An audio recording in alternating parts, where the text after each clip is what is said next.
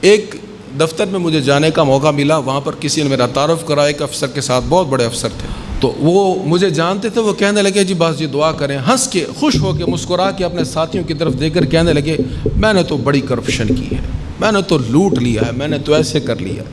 تو طنزیہ انداز میں مسکرا کر مجھے کہنے لگے کہ آپ دعا کریں ہماری آخرت ٹھیک ہو جائے۔ میں نے کہا دعا تو ہم سب کے لیے کریں گے اور مجھے اپنے لیے بھی دعاؤں کی ضرورت ہے، لیکن آپ یہ ٹھیک تو نہیں کر رہے، آپ کروڑوں روپیہ عوام کا جو کھا رہے ہیں آپ درست تو نہیں کر رہے۔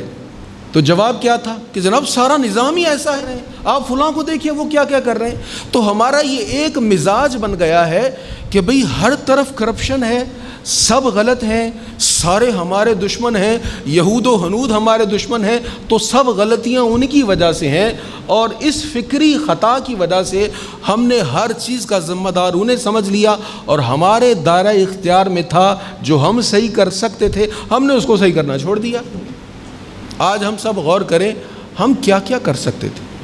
وہ ایک بڑا خوبصورت شعر ہے، شکوائے ظلمت شب سے تو کہیں بہتر تھا، اپنے حصے کی کوئی شمع جلاتے جاتے۔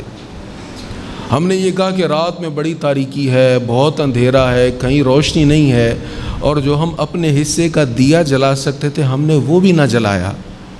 بھئی جو اپنے حصے کا دیا جلا سکتے ہو وہ تو جلا لیں۔ اگر ہم نماز نہیں پڑھتے تو اس میں امریکہ کا کیا قصور ہے؟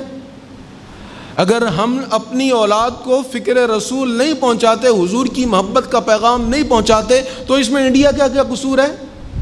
اگر ہم خود کرپشن نہیں چھوڑتے تو اس میں ورلڈ بینک کا کیا قصور ہے؟ جو ہم صحیح کر سکتے ہیں ہمیں وہ کرنا چاہیے۔ انفرادی طور پر ہر فرد ہے ملت کے مقدر کا ستارہ، بڑا خوبصورت پیغام ہے اقبال کا، ہر فرد ملت کے مقدر کا ستارہ ہے۔